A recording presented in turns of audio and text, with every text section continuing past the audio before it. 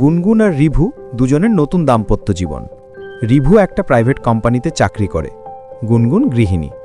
সকালে রিভু একটু ব্রেকফাস্ট করে বেরিয়ে পড়ে অফিস, আর গুনগুন সারাদিন বাড়িতে একা। তার ছোট ছোট কিছু হবি আছে, যেমন গল্প লেখা, সিনেমা দেখা, নতুন নতুন রান্না করা আর কলেজের বন্ধুবান্ধবীদের সাথে গল্প করা।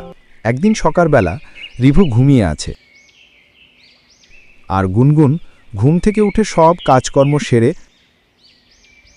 স্নান করে পুজোয় বসেছে। পুজো করেই সে ব্রেকফাস্ট বানাবে। ঠিক তখন খুব ঘুমিয়ে পড়েছিলাম। রিভু ঘুম থেকে ওঠে এবং স্নানে যাওয়ার জন্য প্রস্তুতি নেয়। কোথায় যে রাখে টাওয়েলটা খুঁজেই পাই না। গুনগুন, গুনগুন, আমার টাওয়েলটা কোথায়? ওখানেই আছে, দেখো। একটা কিছু খুঁজে পায় না।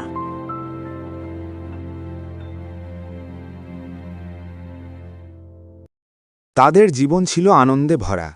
রিভু ভাবল গুনগুনকে একটু রাগানো কি যাক। গো, ব্রেকফাস্ট রেডি? রেডি। চলো, খাবে? শোনো না, আজকে আমার আসতে একটু দেরি হবে। অফিসের দিক থেকে একটা ছোট পার্টি আছে ইভিনিংয়ের পরে। তুমি একটা কাজ করো, সেই তো সারাদিন বাড়িতে থাকবে, চলো তোমাকে অফিস যাওয়ার পথে তোমাদের বাড়িতে ছেড়ে আমি অফিস চলে যাব। তারপর তুমি সময় করে আগামীকাল ফিরো। দেরি করে আসবে তাতে কি হয়েছে? তুমি তো অনেক সময় অফিসের কাজে দেরি করে বাড়ি ফেরো, তখন তো আমি একাই থাকি। না, বলছিলাম তুমি বোর হবে তাই। আচ্ছা, এখন চলো, খেয়ে নেবে, দেরি হচ্ছে।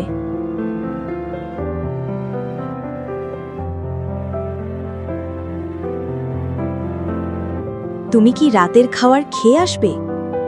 হ্যাঁ, রাতের খাবার তো খেয়ে আসবই, কিন্তু জানো আজকে পার্টিতে সব রকম ব্যাপার আছে, ককটেল মকটেল সব। ও, তাই তুমি আমাকে বাপের বাড়ি যেতে বলছো, যাতে তুমি সারা রাত ওখানেই থাকতে পারো?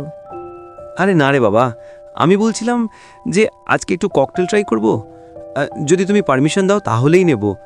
সিরিয়াসলি বলছি, প্লিজ বলো, রাগ করবে না? কি, তোমাকে আমি জঘন্য কাজের পারমিশন দেব? না দেখো, আমি কি রোজ মাতাল হয়ে বাড়ি ফিরছি? তাহলে তোমার রাগ ঘোরাটা মানাতো, বাট তোমাকে কতটা ভালোবাসি বলো যে তোমার কাছে পারমিশন চাইছি। সে তো বুঝলাম আমাকে খুব ভালোবাসো, কিন্তু তুমি কি বিয়ের আগে থেকেই এসব খেয়ে অভ্যস্ত নাকি?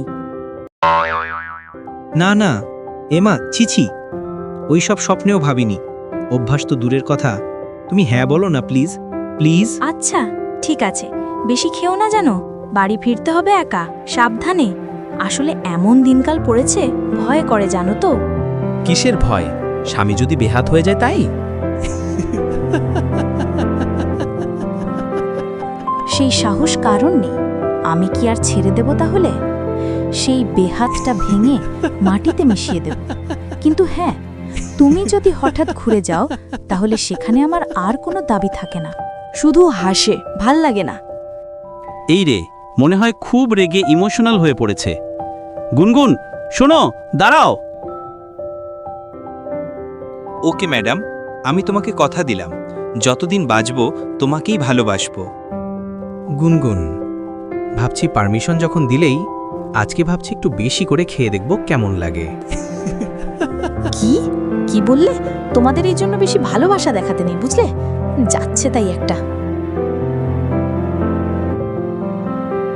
আসছি, বাই। বাই। সাবধানে যেও, আর বেশি খেও না, জানো, মনে থাকে।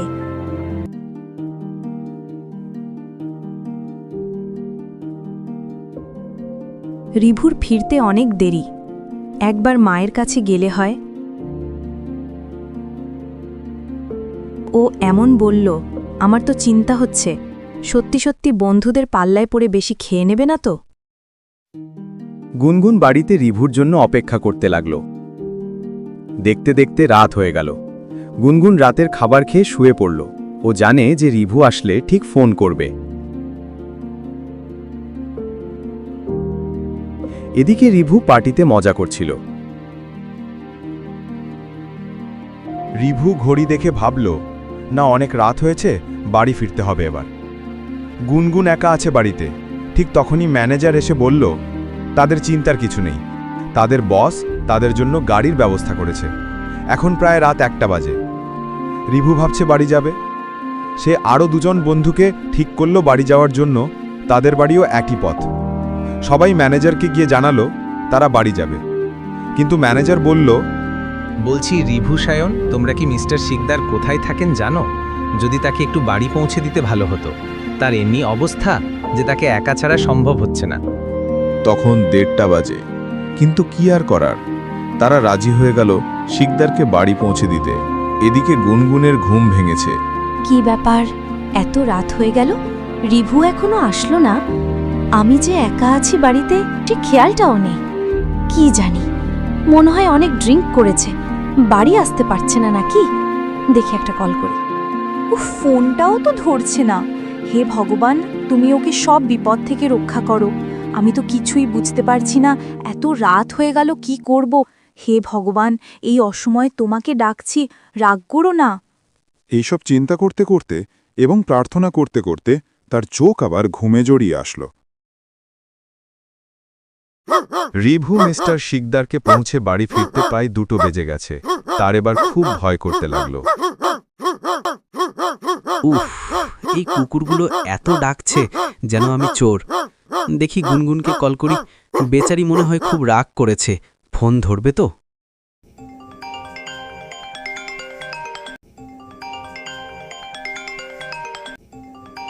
বলো। হ্যালো গুনগুন, একবার বেরিয়ে সামনের রাস্তায় এসো। গুনগুন তো ভীষণ চিন্তায় পড়ে গেল। সে তো কোনোরকম উঠেই রাস্তার দিকে বেরিয়ে পড়ল, আর সেই সাথে রাস্তার কুকুরগুলোও ভীষণ চিৎকার করতে লাগলো। রাস্তার একটু দূরে কেউ একজনকে দাঁড়িয়ে থাকতে দেখল গুনগুন। একটু এগিয়ে যেতেই সে বুঝতে পারল সেটা রিভু। রিভু এক পাও এগোচ্ছে না, সে একইভাবে দাঁড়িয়ে আছে। গুনগুনকে দেখেও সে এগিয়ে আসছে না। গুনগুন কিছুই বুঝতে পারছে না, চারিদিক ফাঁকা, শুধু কুকুরের ডাক শোনা যাচ্ছে। এত ড্রিঙ্ক করেছে যে এগিয়ে আসতে পারছে না। হেই হেই, যা, আসো। কি গো, ওখানে দাঁড়িয়ে আছো কেন? এত দেরি করলে আসতে, আর ওখানে দাঁড়িয়েছিলে কেন? রাত গম্ভীর। দুজনে ঘরে ঢুকল। রিভু ভীষণ টায়ার্ড, চুপচাপ ওয়াশরুমে ঢুকল। গুনগুন বসে ভাবছে। আমি এত করে বললাম বেশি না খেতে, তবুও এত খেয়েছে যে আমার সাথে কথা বলতে পারছে না। রাগ করেছো? তুমি ভাবছো আমি প্রচুর ড্রিঙ্ক করেছি তাই আসতে পারছিলাম না, কিন্তু তা নয়, আমি 2-1 পেগ নিয়েছি। তাহলে রাস্তার মাঝে দাঁড়িয়েছিলে কেন? হাঁটতে পারছিলে না যে? আরে ওটা তো কুকুরের ভয়, আর তুমি ভাবলে আমি? ও গড! কি কুকুরের ভয় আমি ভাবলাম? আমাদের একজন কলিগ অনেক ড্রিঙ্ক করে ফেলে, আর তার এমন অবস্থা হয় যে সে আর বাড়ি ফিরতে পারে না। ম্যানেজার আমাদের রিকোয়েস্ট করতে আমরা তাকে বাড়ি দিয়ে আসছি, তাই এত দেরি হলো। আমি তোমাকে খুব ভালোবাসি, তোমার কথা তাই ফেলতে পারিনি, কিন্তু মানুষ হিসাবে আমার একটা দায়িত্ব আছে, সেটাকে এড়িয়ে যেতে পারিনি। সেটা যদি মনে হয় আমার ভুল, তাহলে আমাকে ক্ষমা করো।